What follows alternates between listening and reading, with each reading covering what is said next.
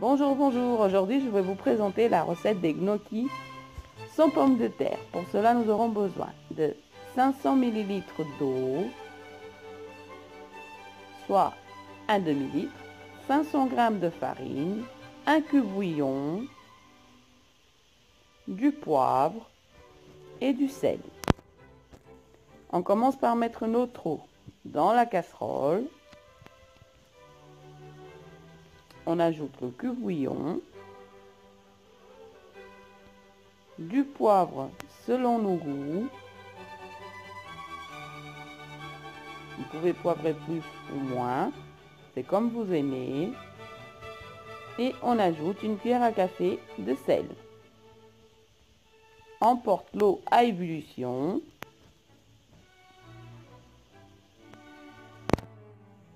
Et une fois que ça bouillit,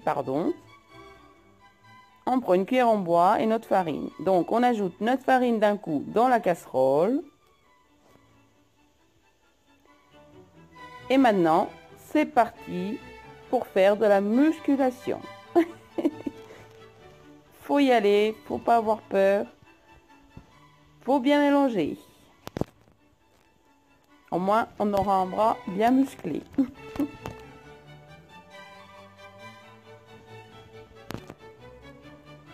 Alors, il faut vraiment que la farine soit bien imprégnée en notre eau.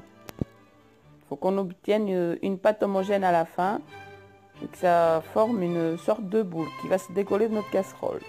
Là, ça commence.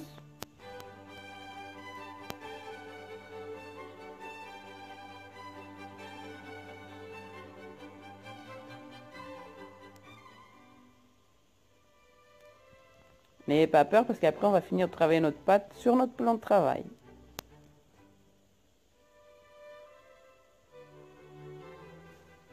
Voilà, faut qu'on obtienne une pâte comme ça. Regardez.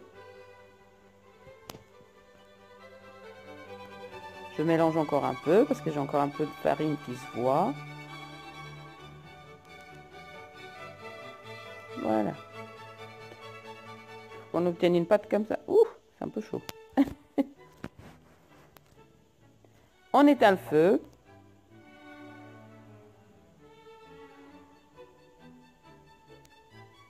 Et on va mettre notre pâte sur notre plan de travail, comme j'ai dit plus en arrière dans la vidéo. Donc voilà, je l'ai déjà débarrassé dans le plan de travail. Et on y va, on travaille un peu la pâte à la main. Il ne faut pas avoir peur. Il faut qu'elle soit bien comme ça, bien élastique, on va dire. Par contre, faites attention, c'est un peu chaud.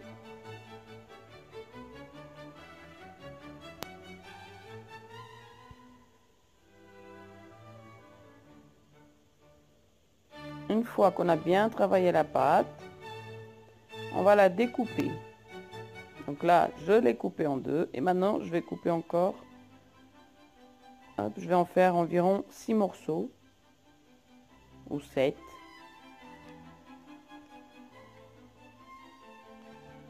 Et on va former des boudins avec chaque morceau. Faites des boudins longs et fins parce qu'il faut faire des gnocchis pas trop gros parce que sinon après à la cuisson ils vont pas bien cuire et on aura des gnocchis comment dire pas bons à la dégustation. Ils seront pâteux, trop pâteux à la dégustation. Donc une fois qu'on a formé nos boudins, on commence à les couper. Moi j'en coupe un et après je le mets sur le côté pour faire la mesure pour les autres. Voilà, comme ça. On fait une petite boule. Alors vous pouvez les cuire directement quand vous les avez coupés, ou vous formez une petite boule et vous passez la petite boule sur le dos d'une fourchette. Regardez, sur la partie bombée d'une fourchette pour avoir les petites rayures comme ceux du commerce. Je ne sais pas si vous arrivez à bien voir. Voilà. Donc pour les cuire, on met une grosse quantité d'eau à bouillir avec un petit filet d'huile d'olive et un peu de sel. Donc faites attention, n'en mettez pas trop vu qu'on a déjà du sel dans nos gnocchis.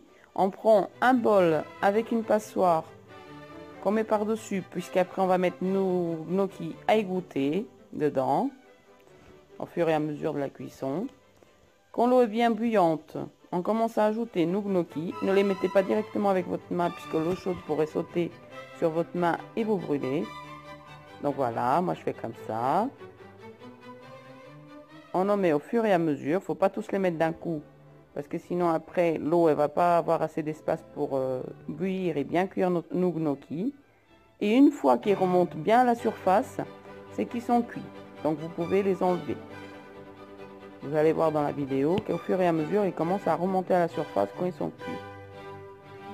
Donc voilà, regardez, ils sont remontés, donc ça veut dire qu'ils sont cuits. Donc on les enlève et on les met dans la passoire pour enlever l'eau, enfin pour les égoutter.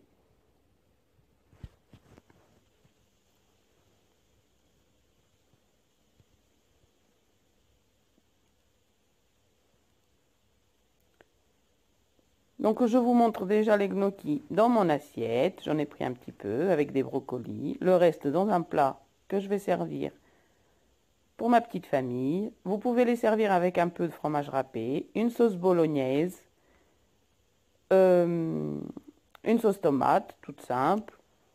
Enfin, vous servez vraiment comme vous aimez. Ou avec un steak, un beefsteak et un petit légume à côté. Donc voilà, si vous avez aimé la recette, n'hésitez pas à vous abonner à la chaîne, à mettre un petit j'aime.